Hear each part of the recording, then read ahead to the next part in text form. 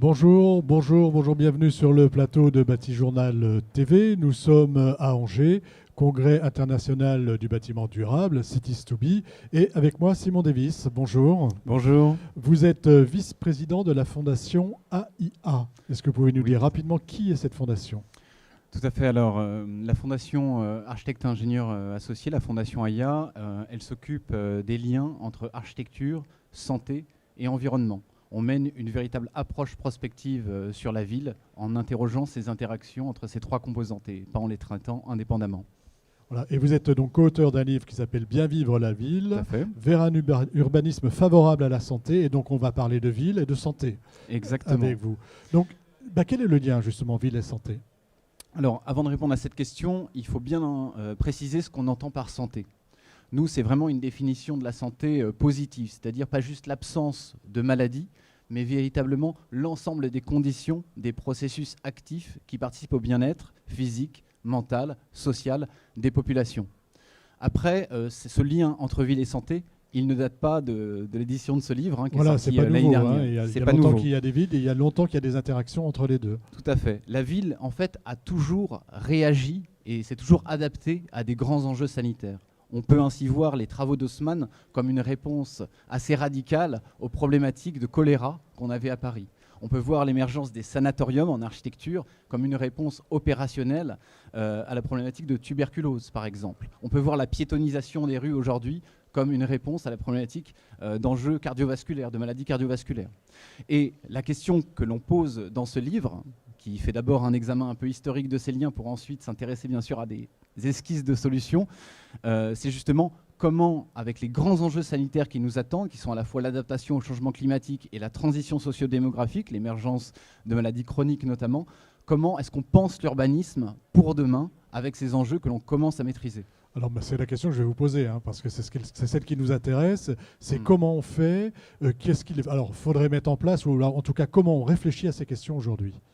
Alors, bien sûr, je ne pourrais pas fournir de réponse il n'y a pas de solution exhaustive, toute faite. Il n'y a pas de solution toute faite, et ça on insiste, il n'y a pas de recette pour faire ce que l'on appellerait une ville santé. Ce qui compte, c'est vraiment la contextualisation. C'est un peu comme un médecin, il pose déjà des questions à son patient pour pouvoir lui prodiguer le bon traitement. Voilà, donc d'abord je fais un diagnostic. Exactement. Donc tout commence par un diagnostic des déterminants de santé de ce territoire. Et on va à la fois énumérer tout ce qui est facteur de crise, c'est-à-dire les éléments qui ont tendance à dégrader la santé.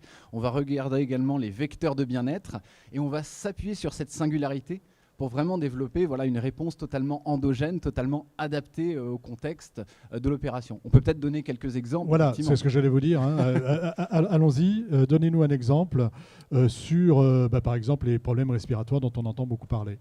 Effectivement, là, vous touchez du doigt un problème important des villes contemporaines, et c'est un problème que l'homme a lui-même généré à travers la multiplication des transports motorisés qui émettent énormément de polluants. Aujourd'hui, on estime qu'il y a plus de morts par an par la qualité de l'air que par le tabac, par exemple. Et paradoxalement, 50% des déplacements motorisés qu'on réalise au quotidien concernent des distances de moins de 5 km qu'on pourrait très bien faire à vélo ou à pied.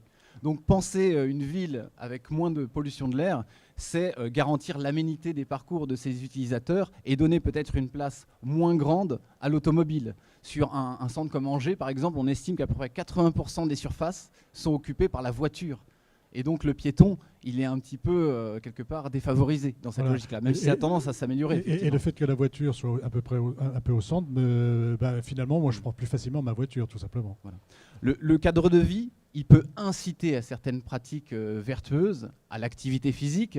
Aujourd'hui, un enjeu majeur, c'est également ça, et également à la diminution des polluants. Donc concrètement, comment on fait ? Ça veut dire que je réduis l'espace de la voiture, ça on voit bien que c'est tendance. C'est une transition long-termiste. C'est une transition qui est en train de se mettre en place. Mais il n'y a peut-être pas que ça. Comment je pense une ville qui est bonne pour la santé ?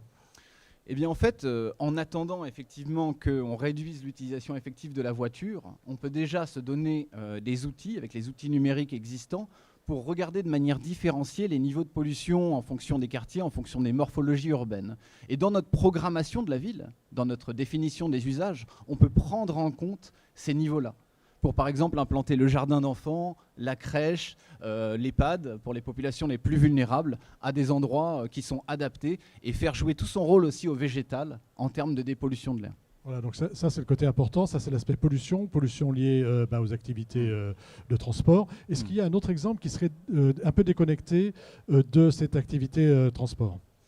Eh bien, moi je parlais tout à l'heure d'activité physique, qui est l'autre enjeu majeur. Hein. Les populations n'ont jamais été autant sédentaires qu'aujourd'hui et en même temps se sont jamais autant déplacées. Ça c'est un paradoxe fertile. Aujourd'hui on estime que c'est la 4e cause de mortalité à l'échelle mondiale, l'inactivité physique. Et donc, à l'échelle, par exemple, du bâti, on peut penser les lieux de transition, les escaliers, en leur donnant plus de valeur et en développant les usages de ces endroits-là. Il faut me donner envie de prendre l'escalier. Exactement. En faire des lieux de rencontre aussi. Parce qu'aujourd'hui, sur le parcours de l'usager, quelque part, on met l'ascenseur le plus accessible, le parking souterrain. Et l'escalier est caché. Et l'escalier est caché, et ce n'est pas le chemin le plus court aussi pour arriver. Il faudrait faire l'inverse. Exactement. Et c'est ce qu'a fait la mairie de New York dans ce qu'ils ont appelé les Active Design Guidelines. Et ils ont permis ainsi de diminuer significativement les problématiques d'obésité et de troubles cardiovasculaires dans la population. Un exemple connu, c'est la High Line, hein, une ancienne voie effectivement ferrée qui a été transformée en grand passage piéton aérien. Voilà. Alors on arrive un peu au terme de notre échange. Bien vivre la ville, on en saura beaucoup plus en lisant le livre. Oui. Où est-ce que je le trouve ? Alors, ce livre, on peut le commander online. Hein, il suffit de taper son titre effectivement sur les moteurs de recherche. Bien vivre la ville vers un urbanisme favorable. À la santé, tout à fait.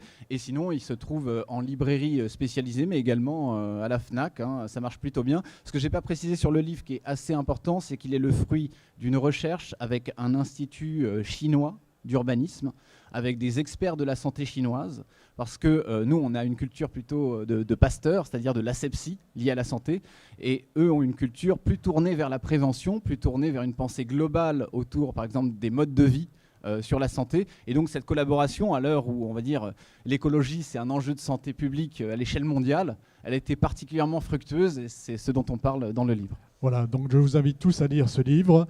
Bien vivre la ville. Merci d'être venu sur le plateau de Bâti-Journal TV pour nous en parler. Une émission à retrouver sur notre site internet Bâti-Journal TV et sur le site de nos partenaires France Bois Forêt et Cities2B bien sûr. Merci à vous. Très bonne journée.